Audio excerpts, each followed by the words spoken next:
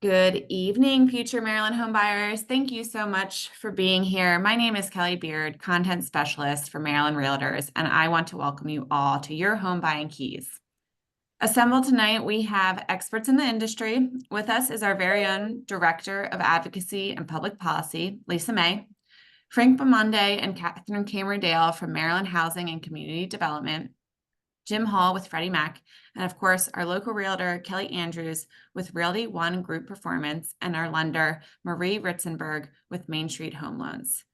Tonight, you will get an abundance of information to help you navigate and succeed in your home buying journey. This webinar will be recorded and sent out to all attendees after the conclusion of the webinar. We encourage your questions. We look forward to answering them. Please post all of your questions in the Q&A box below at the bottom of your Zoom screen. And with that, I will turn it over to our Director of Advocacy and Public Policy, Lisa May. Lisa, take it away. Kelly, thank you as always. And thanks to all of you for being here tonight. Summer's almost over, which is just blowing me away. But you know, that actually sort of leads us into what, at least historically, was kind of a second busy season for home buying in early fall. And so we're really excited that you could be here tonight to learn about the home buying process, to decide whether buying a home now or maybe, a few months from now is best for you. But we've assembled this group of experts so that you can ask us your questions about buying a home in Maryland. So I'm going to get right into it with our realtor, Kelly Andrews. Kelly is from Realty One Group Performance in Upper Marlboro. We are so thankful that she could be here with us tonight. So Kelly, you talk to us. You deal with first-time buyers. What are some of the first things that they ask you about buying a home in today's real estate market? Good afternoon, everyone. Well, good evening. I'm sorry, everyone. I think one of the first things they ask is about credit and interest rates. They want to know if they have the correct credit score, what they need to get to the place of home ownership. And then we are really, of course, talking a lot about interest rates these days. They have gone down within the last couple of days, which is amazing for anybody who wants to purchase. It is a good time. But yeah, I think that's one of the main things that people talk about is the interest rates. Are they going to go down? We're talking about, refinancing and things like that. So I think interest rates and credit score is primarily the first two things that people who are first-time home buyers actually ask questions about.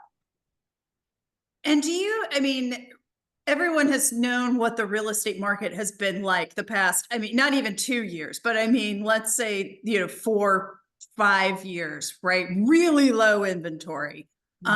Prices are going up, multiple offers and all of this stuff. And it may feel kind of, I don't know, almost hopeless or like a really big hurdle to get into a home in Maryland. But what are your clients seeing? Are first-time buyers really able to make an entry into a market such as the one that we have now? Yeah, I actually haven't had any issues. The number one thing is just getting the right realtor for you. Every realtor doesn't work well with everyone. I'm the type of realtor that if I don't see inventory on the MLS, which is the system that all realtors go to find properties, I may send out postcards to people who I know may be thinking about selling their home if they've been in a home for maybe 7 years or so. I door knock. I do a lot of different things to gain more inventory than what we can actually see on the MLS. So I haven't really had any issues. I guess the only thing that would, again, talking about interest rates, people who have waited may have been pre-approved 6, 7 months ago, and they waited until the interest rates rose a little. I have had some difficulty there because now the interest rates are higher. You're not approved for as much. And so we're having to look in different neighborhoods and go out of the community that they primarily wanted to be in. But I mean, it's just different ways of finding it. You get the right realtor for you. You get pre-approved. That's the key. We can definitely find something for you. And Kelly, you mentioned, finding the right realtor for you. There are a lot of realtors out there too. I mean, we at Maryland Realtors, we have over 28,000 realtors. So how would someone go about finding that right realtor? Do you have any advice of where to start that search? I think I would definitely start with word of mouth. That is primarily where I get most of my business from. If you've done, practice good real estate, you have, you've been a good realtor to your previous clients, your past clients, they tend to refer you to people. And I think that's the best option for people, is to go to someone that you know, someone that you trust, who's already been through that experience. And they've been through that experience with a realtor that they didn't have any, issues with. Purchasing a house is it's the biggest purchase you're probably ever going to make in your entire life. It's a 30-year commitment for the most part. So the process should be seamless. It should be smooth.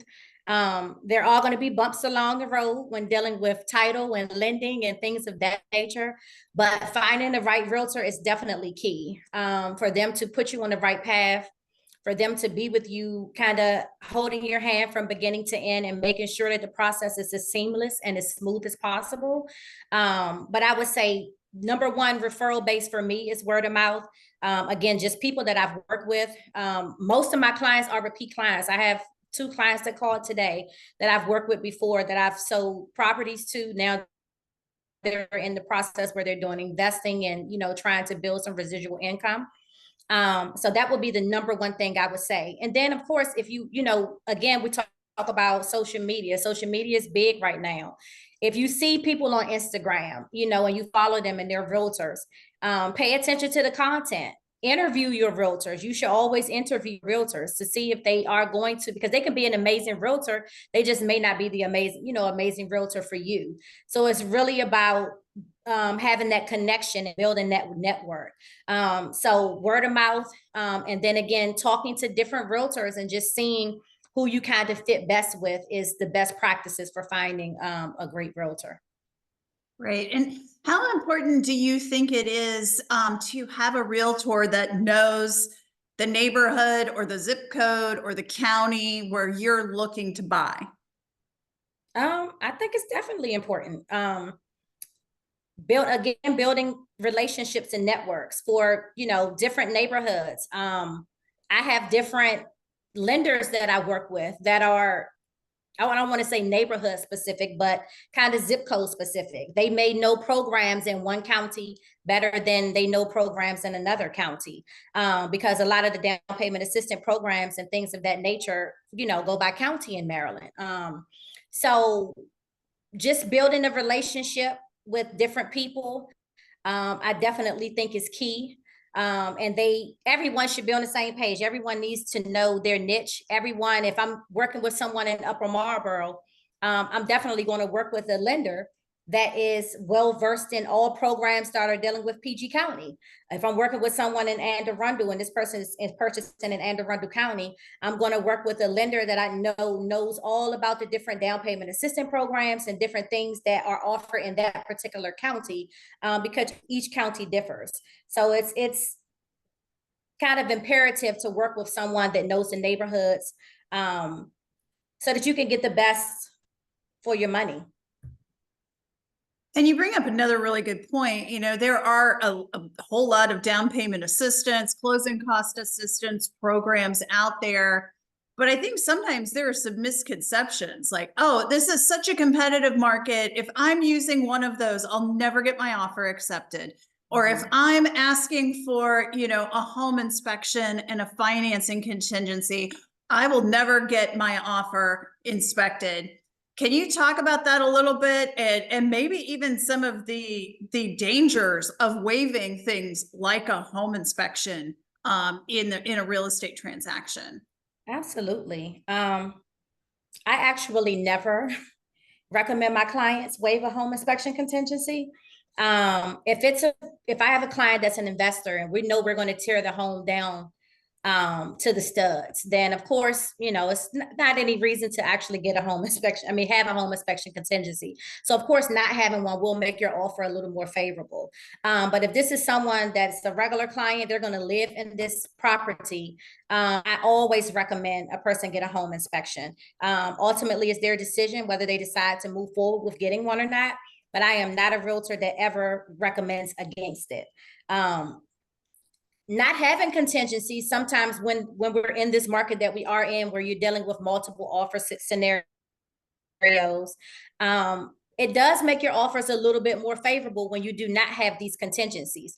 But again, getting a good realtor, someone who knows how to negotiate, someone who knows how to write the contracts with the contingencies can definitely make a favorable offer to the seller and the listing agent and still get your offer accepted. It's really all about connecting and building rapport in a relationship with the right person.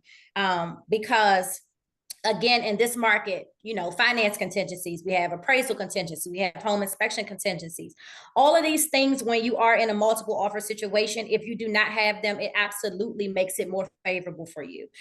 Because the person who's selling the property knows that one way or another, this house is going to be sold, or they're going to be able to hold on to your EMD, or, it's a lot of scenarios that can come along with that.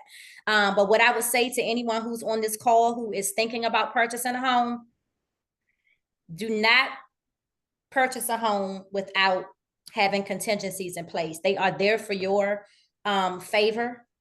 They are there to protect you. If someone tells you, if you're dealing with someone or you work with someone who says, hey, I think we can write an offer on this, I think you'll win this offer, but let's not do a home inspection contingency, or let's not do this. Please do one. You are the purchaser, you're the one who's buying the property. You want to know what's going on with it. If it's a resale property, you want to know what's going on with your home. No home's going to be perfect unless you're buying something that's new construction. And we even have issues with new construction, but that's why you have a realtor there to guide you through the process. A lot of people think when I'm buying new construction, the sales people who work at these new construction properties tell you that you don't need a realtor. You do, because they work for the builder. They're not working in your best interest at all. So it's imperative for you to always have a realtor. It's imperative for you to have someone that's educated on the process of purchasing a home, whether new construction or resale property. But I would recommend, like I said, I never recommend against contingencies. Again, if it's up to the client. If you don't want to have one, that's up to you. But I always recommend a client get a home inspection contingency, have a financing contingency, because it's only going to be beneficial to you. If you have to pull out of the property for whatever reason, those contingencies are put into place to protect you, so that moving forward, you're purchasing the right property for you. Yeah, and if something is wrong, that can be a really expensive proposition for you. So you definitely want to go in eyes wide open to your home sale. Well, I had an excellent question come in through our Q&A. And for those of you who are with us tonight, please feel free to put your questions there at any time. We will get to as many as we possibly can during the hour that we have tonight. But Kelly, this was about working with realtors who know a particular neighborhood. This attendee says, I've known someone tell me that they would refer me to or go to someone else who is more familiar with the neighborhood I was looking in. But then you've also had some that maybe aren't familiar with the neighborhood and still want to work with you. So can you just talk a little bit about that? I mean, obviously we wouldn't necessarily want someone from Western Maryland showing you a home in Southern Maryland, but how important is that, kind of granular knowledge at the neighborhood level? I definitely think it's important. Again, you don't have to know every single thing about the neighborhood. That's where your due diligence and your research and things like that come into place. Again, like you said, I don't recommend someone who lives here in PG County showing properties in Chesapeake. you know, because you don't really know anything about that neighborhood. You can't give the best to your client. So it is sometimes better to refer when you know that they're going to get a better level of service when they're dealing with someone who's from the area. But as far as, you know, dealing with the surrounding areas in Maryland, I have sold properties where I wasn't all that familiar with neighborhoods. But again, you pick the right realtor. You pick someone that's going to do their due diligence. You pick someone that's going to do their research there about the neighborhood. And then you still can come out as a win-win. You know, everyone is not going to know I don't know every single, I'm licensed in Maryland, DC, Virginia, and Pennsylvania. I don't know every single niche of Washington, DC, every single thing of Maryland. But me as a person, if there's something that I do not know, I'm going to ask questions. I may go to another realtor who may know the neighborhood a little better. A lot of the times that's what your brokers are for. Your broker may know, certain things in regards to a neighborhood that you may not be all that familiar with. So again, we're going to keep going back to the same thing, just making sure that you're picking the right person, someone that's going to be working on your behalf, someone that is just knowledgeable about the business as a whole, just knowledgeable about being a realtor. And then we can kind of adjust to, not knowing certain neighborhoods. So I think it's important, but it's not if you have a realtor that wants to work with you and they're not all that familiar with the neighborhood, it's not the end of the world. If you have a good realtor, they're going to do what's necessary to educate themselves on the process and educate themselves about the area to make sure that you're still in good hands. Wonderful. And then one more really good question here. So we've talked about, realtors looking out for your best interest. How does that work when, their client is looking at multiple homes, when they're looking at homes of different conditions? How does a realtor really hone in on what that particular buyer needs out of a property? That's where your buyer consultation comes into place. I think it's very imperative. It's key for you just like I'm telling everyone on the call now to interview your realtors. As realtors, we have to do the same thing. I do a buyer consultation with every client before I take them on, because again, everything may not be a good fit. And those are questions that you ask. I have a whole spreadsheet on questions in regards to needs, wants, things of that nature, neighborhoods, desired bedrooms, bathrooms, all of these things. And so going into things, and I also ask people to send me a property. I say, hey, send me 2 properties. Send me a property that you absolutely love, like that's within your price range, within your budget, but that you absolutely love.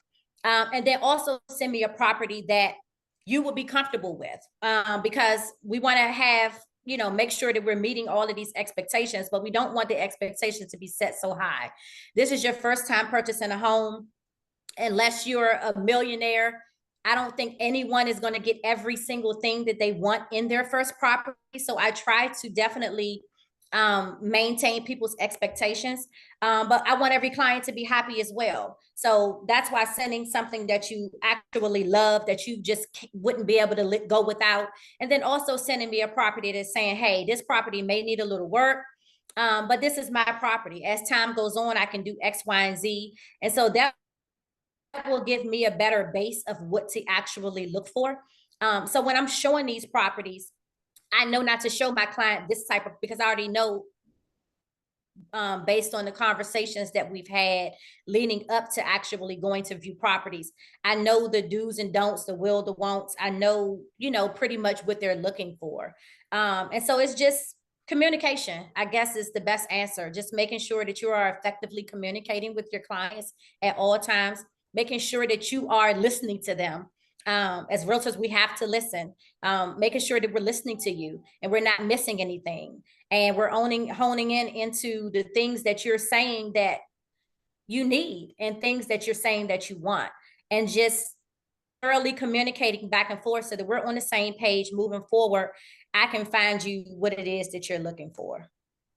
Needs versus wants. I'm sure that comes up quite a bit It in a does. home search. It does. Kelly, thank you. Guys, keep course. putting your questions in the Q&A. Kelly's going to hang around with us and we can still get to any of your questions about working with a realtor in this market. But to keep our program moving at this point, I'm going to turn it over to Marie Ritzenberg, who is with Main Street Home Loans in Severna Park. And Marie can answer your mortgage and financing questions as first-time buyers. So Marie, I'm going to turn it over to you. Fantastic. Thanks for joining us today, this evening. I appreciate you guys taking the time to learn about home buying and home ownership. And like Kelly was mentioning, it's all about relationships, the experts, and trusting in your experts' hands. I've been in the mortgage world for 21 years. Trust me, there are grays under here to prove it.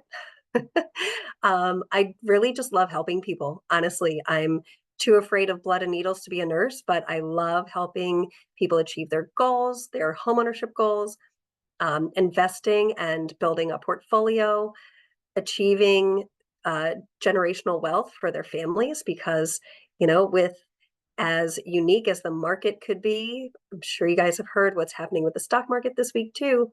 Real estate is a great way to invest and build that generational wealth for your families. So I love helping clients achieve the goal of homeownership, investing, having the vacation home so they can create these memories for their families. In addition, it's not just about buying, it's also refinancing and structuring financing the best way. So I'm sure we've got a lot to cover here, but I just wanted to share my screen if this is an appropriate time, Lisa. Perfect. Okay, wonderful. So give me a second, friends. We're going to be covering a lot, so I'm going to keep my details rather brief.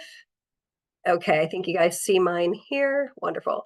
So basically, we have financing products for all buyers' needs, whether you are a first-time home buyer, if you're purchasing that second home or vacation home, investing, specific programs for people that are self-employed, because we know that not everyone fits in the little vanilla box. We have unique ways that clients are achieving their financial goals, and many clients are self-employed. So we do have mortgage products for those individuals that are self-employed that might not meet the traditional guidelines.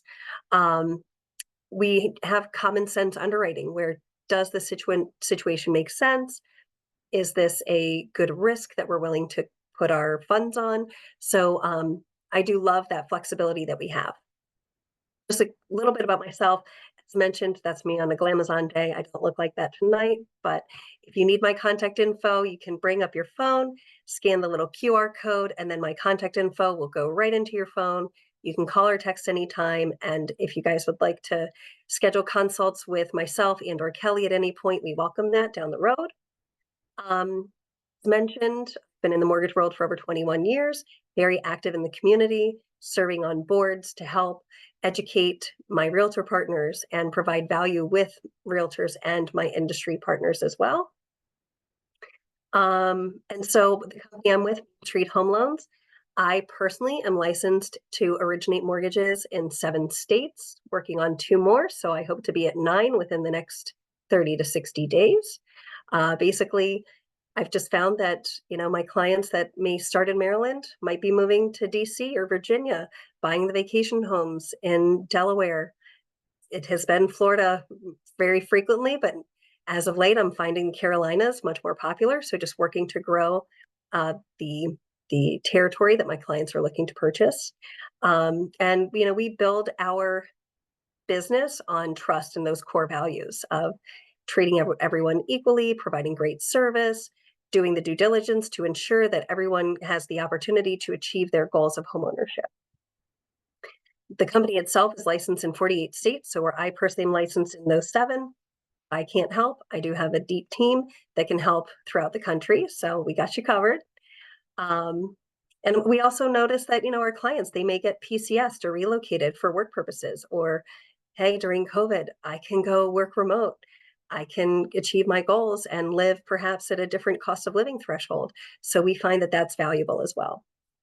Kelly touched on a few things, but basically we're here to advocate for you and guide you on that path of your homeownership goals and building that foundation of generational wealth for you and your family. Basically the process, well, I'm not going to go into all the details, but just skimming the top, I like to have a conversation. Let's just say if it's an individual coming to me, I like to build that trust and that rapport. What are your goals? What are you looking to do? Because an application only tells me so much, but when I understand their goals and what they're comfortable in doing, where are you looking? Are you looking at a condo, townhouse, single family? What's your time frame? Do you have to break that lease? What are you paying for rent right now? What's your monthly payment comfort zone for the new house? What are you comfortable spending out of pocket?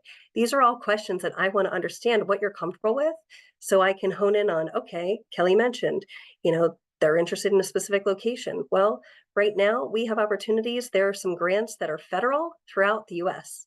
So I start out with the funnel up here, and of all these programs, we might need to narrow it down and funnel down national products, state products that are available.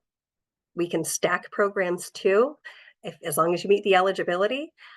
So we can look to see, okay, are you a first-time home buyer? Could we get you, $12,500 to $15,000 in form of a grant that gets forgiven? Are you a student that's got some student loan debt? There's plenty of amazing programs that the state has to offer. So we would look to see, can you get your student loans forgiven? The state really has done an amazing job expanding their products because I've worked with the state for eons and they've always done amazing things, but they've evolved and offered more opportunities that have really helped clients achieve their goals, and even some specific locations like Montgomery County, for example, pathways to purchase in Prince George's County, or the Greenbelt program. So there are amazing opportunities at the state level. And then depending on where the client's purchasing, there could be additional opportunities at the county level or city level too. It's all based upon eligibility. And when I say eligibility, some programs, but not all, do have credit score thresholds. You have to be at or above a certain credit score. But most programs, if not all, of those specialty products for down payment assistance funds, whether it's a loan or a grant, they normally have income thresholds. You have to be at or below the income threshold for the specific program based upon the county that you're looking in and the number of people that are in your household. So we have to begin that consult, determine your wants, needs, goals, set the expectations, and then it's the process of getting that application. And I usually start with a soft pull on credit, depending on the client's time frame. Some clients are like, I'm a little scared. I can sense it in their voice. They're nervous. How am I going to get from where I am right now in my current rental, for example, if they're a first-time home buyer, into this new house hanging the pictures on the walls? That can sound daunting. Like anything in life, if it's worth it, you're going to do it. And you just have to take it one step at a time and just follow those couple of steps, and you'll be there in no time. So the soft pull is great. We can get an idea where someone is with their credit score on that soft pull. It's like setting up insurance or utilities. It's not going to be a ding on the credit report. It helps us get the ball rolling with the pre-approval. But when you are out and about looking with Kelly or your agent, we want to make sure we have that formal pull so that there aren't any surprises when we move forward with that application formally. That credit report would then be good for 4 months. And so I like to look at, the individual. What can you do individually? If they're buying with a partner, for example, what can they do individually? And then together, let's see what you guys can do together. So really evaluating that from 3 aspects, because I like to look at the book and not just the next chapter. The example of, let's say it's a couple that comes to me, what can one of them do? What can the other do? What can they do together? Well, if they can buy what they're looking for with just one of them, then maybe the next one can use their homebuyer eligibility for first-time homebuyer ownership in a future chapter. Less is more sometimes from an underwriting perspective. So I like to consult with them, educate them, and then they can make that decision on how they'd like to proceed. I did mention we can stack programs with both payment assistance funds and grants, as long as we stay within the loan-to-value thresholds. That's wonderful. And we want to just be your partner for life. I want to be your lender for life. Kelly wants to be your realtor for life. We want to make sure that you're happy with our service, and you're not going to see our ad on the halftime show at Super Bowl. Like Kelly mentioned, we work on referrals. So, that is how we base our business. When you treat others well, they're going to sing your praises. We want to make sure that your goals are met. We want to make sure that those future chapters are being achieved for your family. You want to buy that beach house or the lake house. You want to buy the multi-unit and, have the mail money come in where those rent checks are coming into the mailbox in the future. We want to help you achieve those goals. So really, you just got to think about buying. We can help with refinancing too. Sell it, flip it, invest it, and keep it going.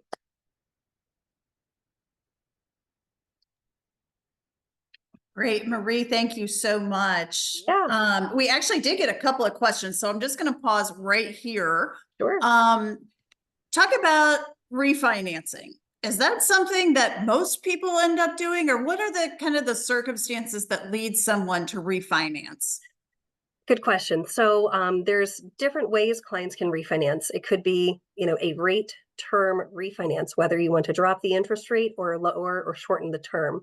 So let's say we start out with a 30-year fixed rate mortgage and the interest rate is at 6.5%, for example, and the market drops to 5%. So obviously in that case, if we started a new 30-year fixed rate mortgage and just drop the rate from 6.5 to 5, we're going to drop their monthly payment. But if we're 5 years into this 30-year mortgage, we might want to compare, hey, you've already put 5 years in. If we're dropping your interest rate by 1.5%, here's what it would look like on a new 30-year. But now you're starting that clock again, a new term. But we're dropping the payment. So we have to compare that with, hey, let's look at maybe a 25-year to keep your payoff date the same, or perhaps a 20-year.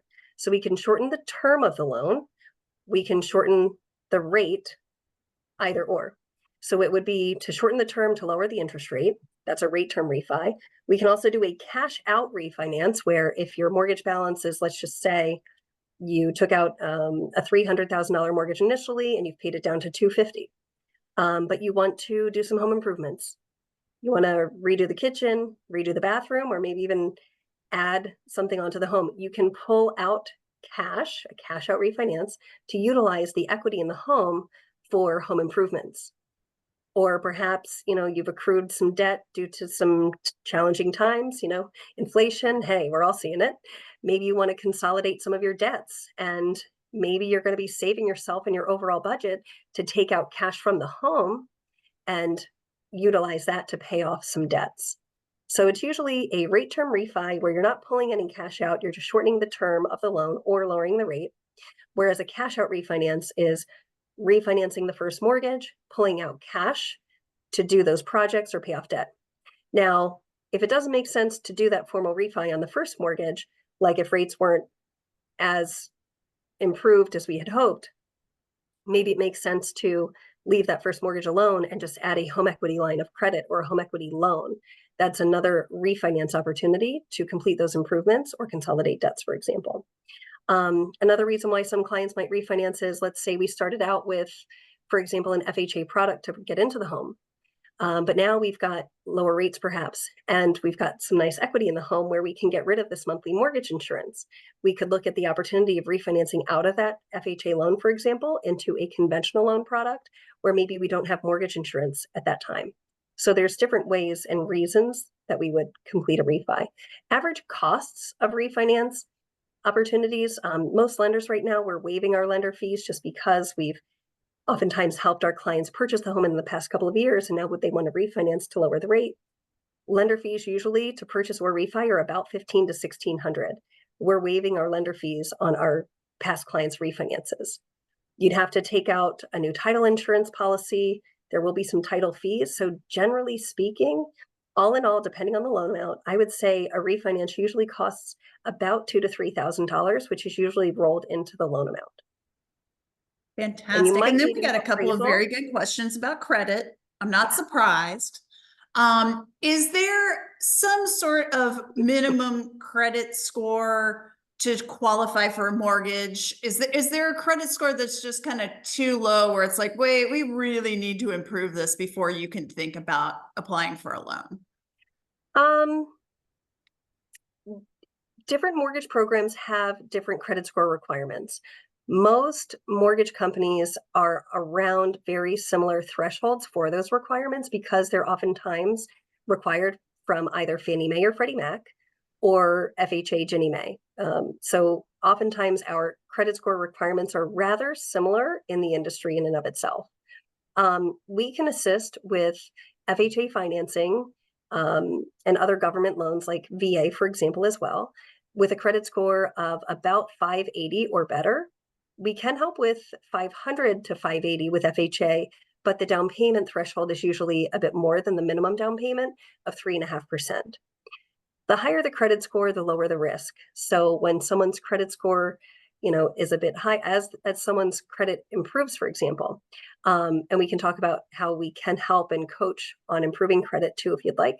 But if we start out with, let's say, a credit score of 560, the client might not be in a position to do the 10% down needed. So we can work together to help coach on what they should do in the period of time that they should expect these action items to improve credit. But as the score continues to improve, more opportunities become available with loan program eligibility, as well as, terms improve as well. Oftentimes we're seeing more competitive interest rates and lower cost mortgage insurance as the credit score continues to improve. So to answer your question, we would never recommend that someone does not apply, because we would have that credit simulator where we can simulate, hey, here's where you're at. Let me play with our simulator, see what we recommend. If you do these action items to your credit report in this period of time, we would expect your score to go from here to there. Some clients are on the path where they apply and they're ready to start running and go out this weekend to start looking at property with Kelly. But other clients might say, okay, I want to get to that checkered flag finish line just like the next person, but I might need to work on a plan to get onto that. My path might be to work on credit for a little bit, for example, to continue on that path. So we would never discourage someone from applying, because we always want to help them get to that goal. We would hate for someone to refrain from applying and work on credit action items in an order that they think may work best, when actually it might not have worked out as quickly. So I look for the biggest bang for the lowest buck in the fastest time frame. So we'd rather help coach you there and make sure that you're on that right path. Great. And then you talked about a hard credit pull. So let's say someone finds their house, they are ready for that hard credit pull. They go ahead and do it, and then the deal falls through. How long does that hard pull last? Good question. So when we pull from the for the formal pull, it's from all three credit bureaus, Equifax, Experian, and TransUnion. The middle score gets used for each borrower. And if we do have multiple borrowers on the mortgage application, the lower of the two scores gets used to qualify. That credit report is good for 4 months. So if I pull this credit report today, 8/8, that credit report is going to be good until December 8th. So if they start looking and they find that home of choice, and we close within that time frame before December 8th, fantastic. If we don't, we would need to pull a new credit report to keep that report valid. Great. And then are there circumstances where a variable rate loan is better than a fixed rate? Yes. In a market where, yes, in a market where there is a benefit. I have not originated an adjustable rate mortgage in years, honestly. Right now, we're not seeing much of a differential in ARMs, adjustable rate mortgages, where the interest rate is fixed, let's say, for the first 5 years, and then it can adjust each year thereafter. Given where the market is and where interest rates are, the investors know that these mortgage rates will be refinanced. So there really isn't even that much of a differential on fixed rate products right now. We're honestly seeing rather competitive rates on the shorter term, like the 20-year versus the 30. We will certainly see more of a gap on a 15-year. So for example, let's say the interest rate on a 30-year fixed today might be 6.5%, 6.25% perhaps. On a 15-year, you're probably looking at an interest rate in the mid 5s today. So there's a benefit there. But on adjustable rate mortgages, it would make sense if there's enough spread in the rate, meaning enough of an improvement in the rate to complete that product. Number one. Number two, if you are expecting to only be here for work purposes for 3 to 5 years, for example, and then you're going to be relocated for work, if there's that much of a difference in the rate, then you may want to take on that risk of having the adjustable rate mortgage, knowing I'm going to move and sell this house or perhaps refinance it out of the adjustable rate to a fixed rate before that interest rate starts to adjust after the fixed product time frame. Great. Well, Marie, thank you so much. We are, a little behind, but that's okay because everybody's questions have been so good. So thank you so much for sharing your information. I think we're going to have Marie stick around for a little while longer too. So please, keep putting those questions in. But for now, I am going to turn it over to our next presenter, who is Jim Hall from Freddie Mac. And you guys asked some very good questions about credit. Jim's going to have some very interesting programs to share with you about your credit and how to improve it. So Jim, floor is yours. Yeah, well, thank you, Lisa. It's always great to partner with you and Maryland Realtors. You do a great job for the citizens there in Maryland, and never ceases to amaze me how you rotate so many subject matter experts in to share their wisdom with with the folks there in Maryland. And Kelly and Marie have done a great job tonight, so the audience has been very lucky to tune in to hear what they've had to say. So again, hats off to you and Kelly. And like Lisa said, I'm Jim Hall. I'm with Freddie Mac. I'm an affordable lending manager. Freddie Mac is an interesting company. I've gotten the question, is Freddie Mac a person? And I can assure you he's not some Scottish guy named Frederick Macmillan. Okay, we are a government-sponsored enterprise. And we were chartered and created by Congress back in 1970. So we're celebrating our 54th birthday this summer. And we operate in the secondary mortgage market. And so we are a mortgage company. And you might be asking, okay, well, why is Lisa having two mortgage companies, on this call tonight? Being in the secondary mortgage market, we do not lend directly to the public. So I'm not in competition with Marie. So if you need to get a mortgage loan, she's the person you want to speak to. Okay, operating in the secondary mortgage market, what we do, we create mortgage programs for companies like Main Street to use to, give you the opportunity to become a homeowner. And also, one of our main missions is to provide liquidity. So when we make those mortgage programs, then we purchase them from companies like Main Street Home Loans or the Maryland DHCD. And then we take those mortgages and then we put them into large investment pools. So that's how we keep the cycle going here. My job is pretty fascinating. It's all about partnerships. I've had a great partnership with Lisa and Kelly at Maryland Realtors. We have multiple lender partnerships throughout the country. We partner with trade organizations, and we partner with housing finance agencies. And if you don't know about the Maryland DHCD and the Maryland Mortgage Program, you want to find out about that program, and they will be talking to you after I'm done. And the Maryland Mortgage Program is such a gem for folks in Maryland to utilize because it gives you, such an opportunity to get out of the renter ranks and, to get out of mom and dad's basement if you're there and, and become a homeowner. And like our speakers talked about earlier, gaining that wealth, through equity in your, through your home ownership journey. So one of the main pillars here at Freddie Mac is education. And a big part of my job is, not only, speaking to mortgage professionals and realtors and educating them on the affordable programs that Freddie Mac offers, but we really take seriously, consumer education. And we have a financial literacy tool called Credit Smart, which I'm going to talk about. And I'm going to put the slides up on the screen. And Lisa and Kelly will be distributing those slides to you after our webinar tonight. So again, this is a free program for you. It doesn't cost a dime. And really, that's a major bonus for you for tuning in tonight, because not only are you going to walk away with Marie and Kelly and Frank and Catherine's, words of wisdom, you're actually going to have, something from Freddie Mac that, is really going to help you through your home buying process and the mortgage application process. So bear with me for a moment here, and I will bring this up. Okay. And all right, Lisa, is it on the screen now? I've got it. Okay, great.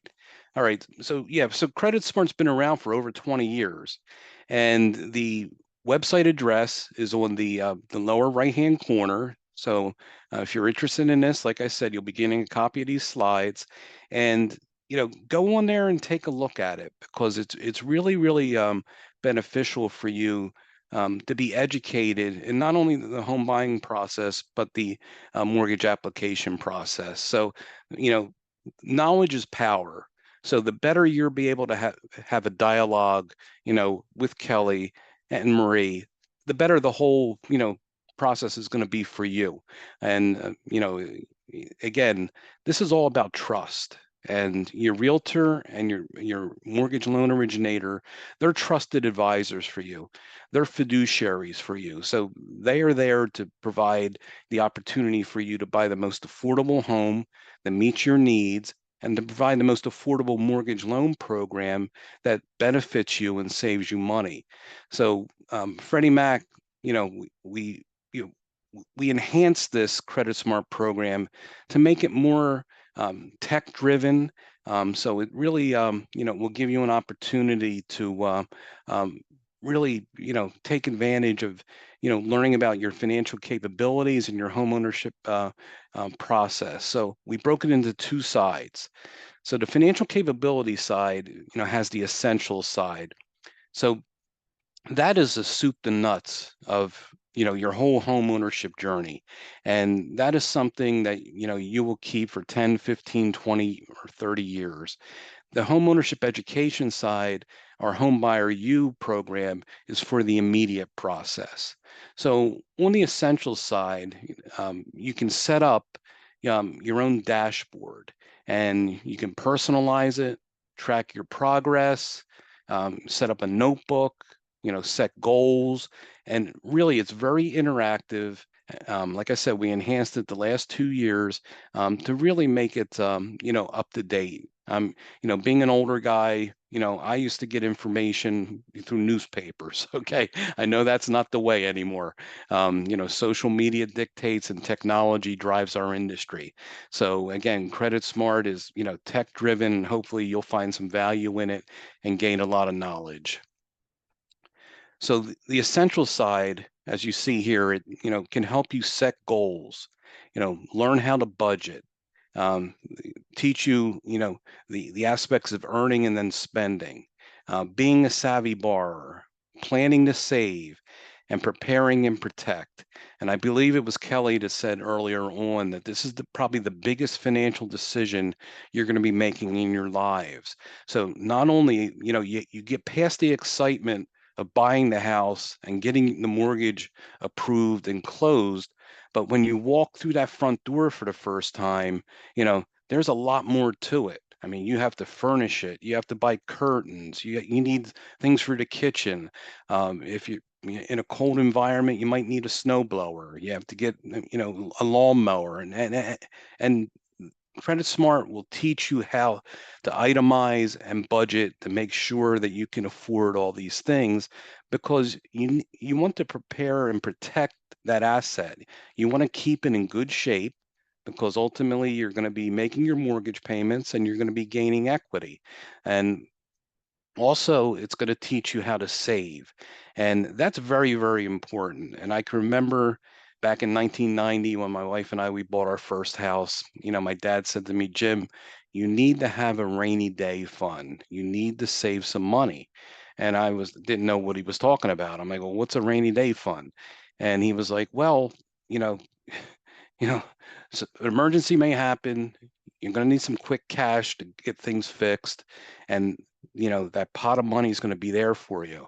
So me, being who I am, I'm thinking, okay, Dad, you just don't want me to come and ask you for money when these things happen. But, but he was being, prophetic. And within 2 years, his words of wisdom really struck home because my wife and I came home, our water heater went, it flooded our basement and ruined the carpet down there. And I had some money. I listened to dear old dad. I had a rainy day fund. I was able to clean up the mess while I was getting my homeowner's insurance claim going, and we were able to take care of it. So again, these are just words of wisdom from a person who's been a homeowner and has been through it all. These are things you have to prepare yourself for when you go into home ownership. So then we have Home Buyer U, and this is for the immediate part, okay? This is only 6 modules. It will take you through the home buying process and the mortgage application process. And this is the part that really makes Kelly and Marie happy, because this will take you no more than 2 hours to go through these 6 modules. And then at the end, you have to pass a test and you have to achieve 80% or higher, and you get a diploma. So that completion certificate meets national industry standards for homeownership education and counseling. It's good for a year, and our friends at the Maryland DHCD, through the Maryland Mortgage Program, if you're doing an HFA Advantage loan, they will accept this for the to meet their education requirements. So again, if I'm sitting in Marie's seat or Kelly's seat, and you're my client, and I see that you went through this and you passed, I know you want to buy a house from me or you want to get your mortgage approved through me. So again, it's a great course. Please take a look at it, take advantage of it. Again, it doesn't cost you anything, and you'll gain a lot through it. So with that, I'm done talking about Credit Smart, and I hope everybody on the line will see the value in it. Any questions or comments about it, Lisa, in the chat? No, Jim, the one thing I love is that, we're all busy people, right? But this is online and you can do it when, you can complete this when time permits, in your pajamas if you need to, over a weekend, whatever you need. Yes. But it's always there for you and it's free. So you can't beat that. That's a great point. It's at your own pace, and everybody loves free. So Absolutely. All right. Well, we have one presenter left. And for those of you who have some questions in the queue, we are going to get to those. Thank you for being patient. But we have some loan programs from the Maryland Mortgage Program that are just too good for you not to hear about. So I am going to hand it over to Frank Bamunde from DHCD. Frank, tell us what we need to know. All right. Well, thank you for having me here today. It's been eye-opening to hear from everybody and what they have to say regarding, homeownership and home buying and the journey that you're on, and really education is power to you as a home buyer. It can be extremely complicated to learn about everything, and it looks like it's overwhelming, but it's not. I think you start with your realtor, you go to your loan officer, and they'll get you on the right path to the right program that works for you. And that's where we come in. We're partnered with Fannie Mae, Freddie Mac, and a network of mortgage lenders all throughout Maryland that are approved to participate in the Maryland Mortgage Program. And the Maryland Mortgage Program is a program from the Maryland Department of Housing and Community Development, and this is our website at mmp.maryland.gov. And I just want to guide you through a couple of things as we're here. If you click under Home, you can get a guide. It's called the Maryland Mortgage Program Guide to Owning a Home, and it'll guide you through the 7 steps of homeownership. We actually advertise this on the radio as well. If you listen to maybe for the Nationals as well, but I know for the Orioles games, we do participate. We're a sponsor of the team, and we do offer this guide. It's available to you in English and Spanish. You can come to the website and you can get it. You can click on that, talk to a lender, and learn more about what you need to do to get started, how to prepare yourself. Talks about our programs. So the website's a good place to go. You can get it in Spanish as well. So it's a good place to go. I want to show you a couple of things that are very important. You cannot do an MMP loan with any lender that you want. You have to go through a network of participating lenders for the Maryland Mortgage Program. It's about over 100 lenders, and there's big lenders, national lenders. There's small local banks. There's even credit unions. small depository institutions, and mortgage brokers such as Marie with Mainstream Home Lending, which they are one of the top lenders with the Maryland Mortgage Program as well. So you want to go with a lender that you're comfortable with, obviously with a realtor you're comfortable with as well, and then you want to have access yourself to ask questions, because there's a ton of programs out there for you to be able to use. And unfortunately, I can only talk to you about the Maryland Mortgage Program. But fortunately, we have a lot of programs to help you be able to purchase a home. So if you come to mmp.maryland.gov and you go under the professional portal and you click on the program information, you can get an idea some of the things that you need to do for the Maryland Mortgage Program. You're going to have to complete homebuyer education. That's a requirement for the Maryland Mortgage Program. And as Jim Hall was just talking about, it must be from either HUD-approved housing counseling agency or an NIS-approved housing counseling agency. And his Credit Smart qualifies for MMP because they're a participating provider as far as housing counseling. So that's one of the 6 eligibility guidelines for the Maryland Mortgage Program. Other guidelines that you need to be is you must be a first-time home buyer if you want to use the majority of our products. We do have products also if you're just a repeat buyer and you don't qualify as a first-time home buyer. But for the most part, most of our programs, if we go under interest rates and we pull up our rate sheet, most of our programs are for first-time home buyers on the first-time advantage side. Can you see that? And we have products where you can just, like the first-time advantage direct and the flex direct, you can just get our lowest rate. And that's our lowest rate today. And that comes with no MMP down payment assistance. So that's a great program to use in combination with the city or a county or a federal home loan bank. Any program that you able to match with the Maryland Mortgage Program, you can use it with the first-time advantage direct. In this case, you're just using our money and you're using somebody else's down payment assistance. And that's the lowest rate we have today. The rates change every day. So at around 10 o'clock in the morning, the rates change. The 6,000 series allows a match. A partner match could be an employer, could be your employer, could be a builder. It could be a community program such as a city or a county or any other foundation money, sort of thing. And if there is a match from one of those, then we'll increase our amount by another $2,500. So you could get $8,500 as opposed to just $6,000. Or you could get 3% in down payment assistance, or 4% or 5%. The Home Start's a product that's just for families below 50% of area median income. And really, your lender can walk you through it as to what that means to you. I can tell you in the Baltimore area, it's about 97,000, 80% of median income. In the DC area, it's about 122,000, 80% of area median income. That's for the Home Start. And for the Home Start, you can actually get 6% in down payment assistance and a pretty favorable rate. We also have specialty loan products. Some of them are specific to counties. We have the Montgomery County Down Payment Assistance Loan Program called MetPal. That's for employees of Montgomery County that are qualified to take advantage of this. Comes with a $25,000 DPA loan. And we also have the Montgomery County Homeownership Program, which is for anyone who's purchasing in Montgomery County. The reason Pathways to Purchase in Baltimore City are not listed in here because they handle those programs themselves. So if you want money from the city, you need to go to the city. You want money from Prince George's County, you need to go to Prince George's County. We handle these for Montgomery County because Montgomery County gave them to us to handle it for them. So you don't have to go to Montgomery County. You just come to us. It makes it simpler. The Maryland Smart Buy is a program that allows first-time home buyers to be able to purchase a home and pay off up to $20,000 in student loan debt. It's a really popular program.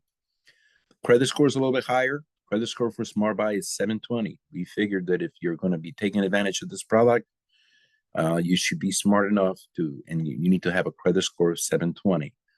So that's the only program that differs from everybody else, where the credit score needs to be a little bit higher as far as that.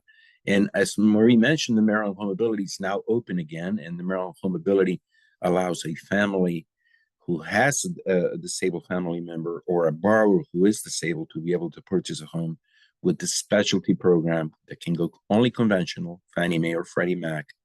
So it's not FHA, VA, or rural housing, but it allows a borrower to get favorable terms with a separate loan from the state in combination with the first mortgage that's conventional. And Marie can probably talk to you more about that. Amongst all this information that I'm giving you, remember, you don't need to contact the state directly for these programs. You got to go to a participating lender. I am a trainer with the Maryland Mortgage Program alongside with Catherine Kramer-Dell, who's also on the call. And really, our job is to train mortgage lenders, staff, processing, underwriting, closing, and post-closing, all the areas that go into you being able to obtain a mortgage. We're here to help. We do about, last year we did about 3,400 loans. So it's between 300 to 400 reservations a month. We've been consistently in the last 3 months, we've been averaging about 100 reservations a day. So this program is used often and it's used all over the state of Maryland. Last week, I was looking at the numbers per county because we get a listing, and we hit 19 out of 23 counties. So 19 out of 23 counties actually use the Maryland Mortgage Program. It's not just for poor areas or rich areas. It's for anybody that wants to use it anywhere. You just have to want to purchase a home and live in the state of Maryland. You don't even have to be presently a resident of Maryland. So if you're living in Virginia, you want to move to Maryland, you can use the Maryland Mortgage Program. If you work in DC, you can still purchase a home in Maryland because you're buying a home in Maryland. So it's a really good program. It offers lots of options with down payment and closing cost assistance. The money's free to use. You don't have to pay it back as long as you live in the home. But however, when you refinance in the future, you will have to pay the money back.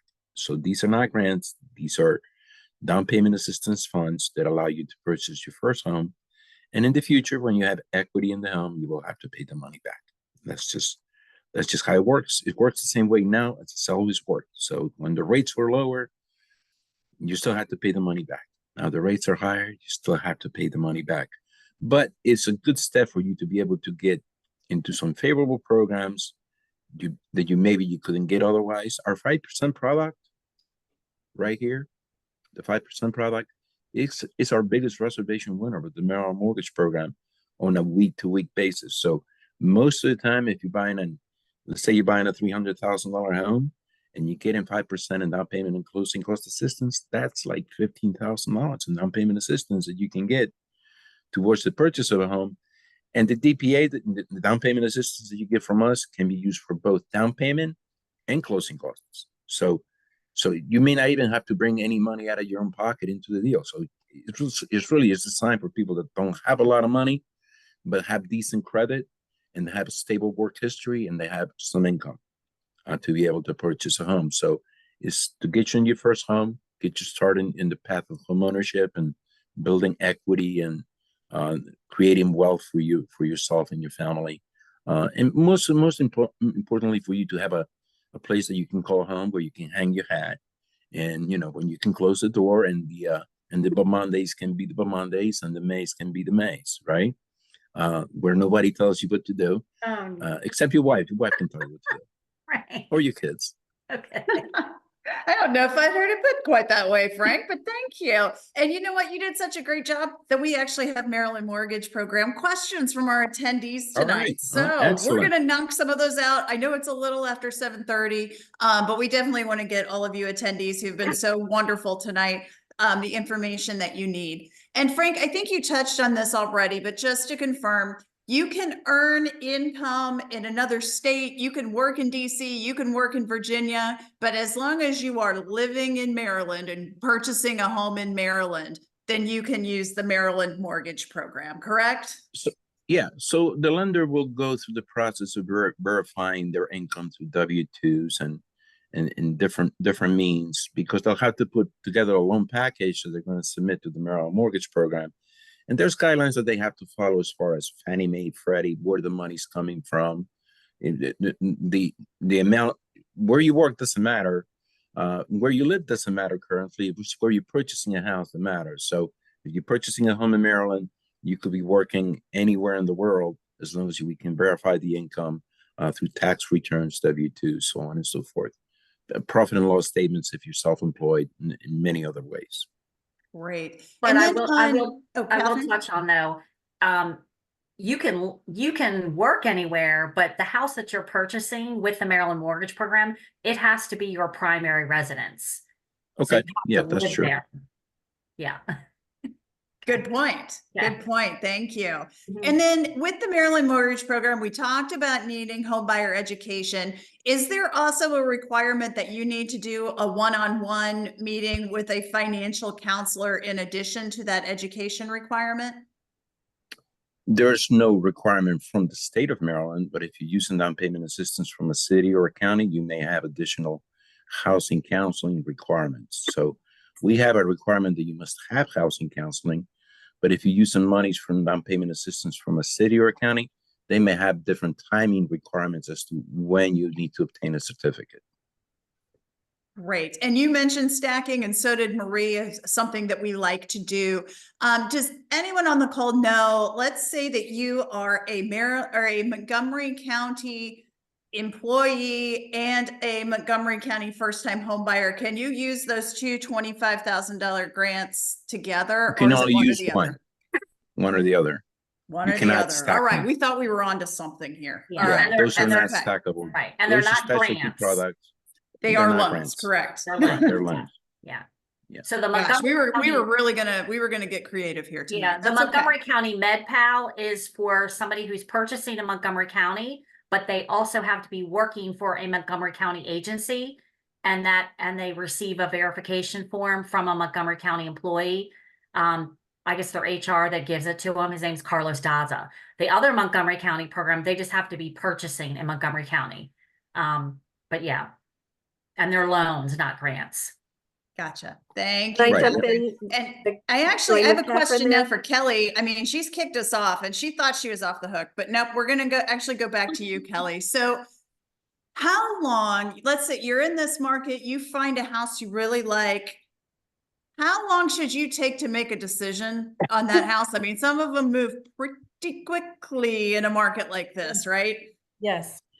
So I always tell people, if you find something that you just absolutely love and you want to move forward, let's move forward now. I never want to make anybody feel pressured to do so. So again, communication comes into play, just letting them know where we are in the market and educating them on that process.